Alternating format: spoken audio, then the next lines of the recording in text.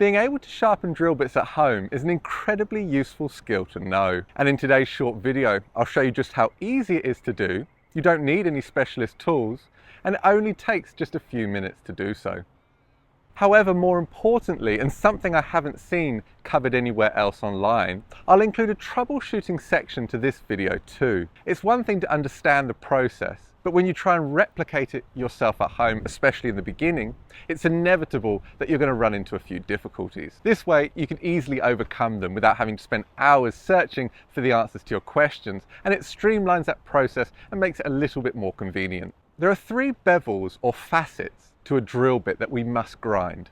You have the primary, the relief, and then lastly, the split point. Now I'm using a Tormek grinder here, but I actually recommend a normal benchtop grinder instead. It's far cheaper and it will do exactly the same job as this one. And if you haven't got one already, I've put links to that and all the other tools that I use in today's video in the description below. So we start the sharpening process by forming the primary bevel first. Therefore, we hold the drill bit perpendicular to the wheel, 90 degrees, and then simply match the angle of the wing and the working edge so that it fully contacts the grindstone. Then from here, you can gently sweep the drill bit left and right with light pressure against the wheel, and note that as the wing is ground down, it actually tapers back. Therefore, you'll need to rotate it slightly over time to keep the working edge horizontal. Continue grinding with the same pressure and angle that you've been doing so already until you have contacted the whole face, and it should look flat, smooth and continuous all the way across that bevel. And when you're happy, repeat this exact same process on the other side. Here I'm using a hand lens to see my progress, and it's not really necessary on those larger bits, but if your eyesight isn't what it used to be, or you're working on smaller bits, it's really handy to have. Once you've ground both primary bevels, a really useful trick is to hold the drill bit up to the sky. Just check that you're maintaining an even angle between both wings, because if they're not, only one side will do all the drilling and it may cause it to wander in use.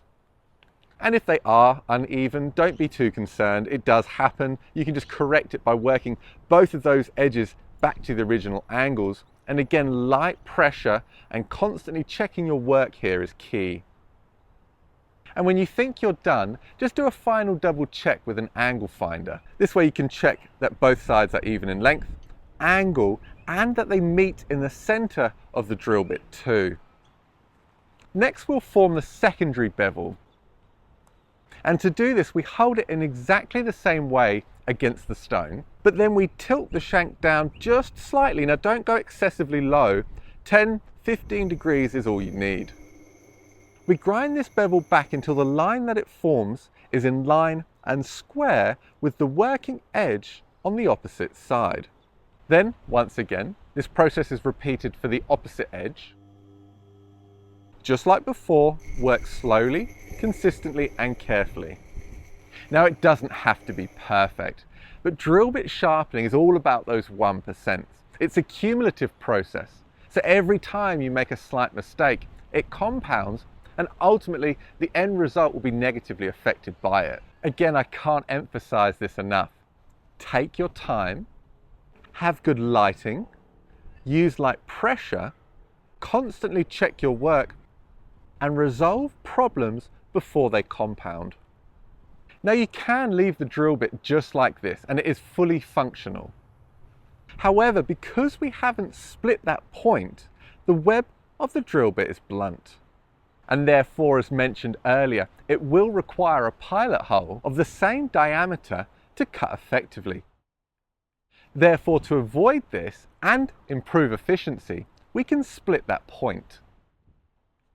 Now, splitting the point on large drill bits can sometimes be done on the edge of a grinding wheel, but it doesn't offer you that control or accuracy that you'll likely need. And not only this, but the edge of that wheel that you're working on will quickly become round, giving you less than ideal results.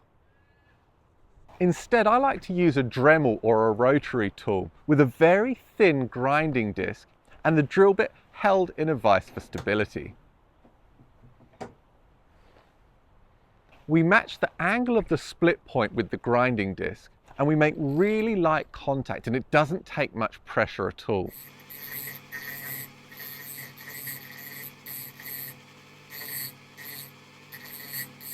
And once it's been reformed, you can work the flat portion of the bevel, carefully drawing that disc down.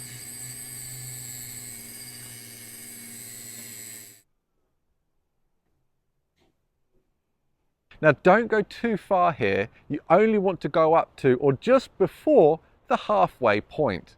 If you continue, you're actually going to cut that web in two, and you're going to have to start the whole process from the beginning and grind past that point. And then just as before, work on the other side as well. And when you've done both, your work is ready to be tested.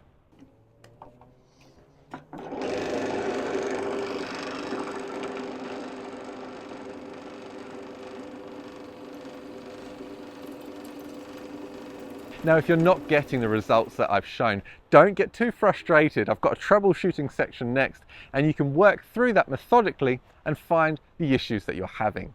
Firstly, if the working edge is convex after grinding that primary bevel, it can be due to either your grinding wheel being dished, and therefore you can true it with a truing stone, or you're rocking that drill side to side rather than maintaining full and even contact with the working edge. If the stone keeps grabbing the drill bit, either you're catching the primary edge and therefore lower the shank of the drill bit just marginally. If you're working on the secondary bevel though, your angle is too steep, so return it back to that 10 to 15 degrees.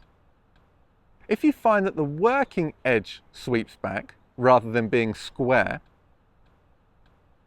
this is due to not keeping it horizontal on the stone.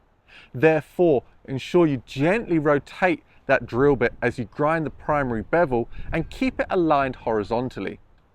If the drill bit wanders in use, it's likely you either have an uneven length or angle on one side of the drill bit. Take your time, as mentioned in the early stages, confirming after every few passes that you're keeping both sides balanced and at the same angle too. If you found this video helpful, I'd really appreciate just a thumbs up, a quick comment. I reply to every single one of them, and also consider subscribing too. And if you have enjoyed today's video, I've got 5 more tips and tricks that are going to help you around the home workshop up here for you next.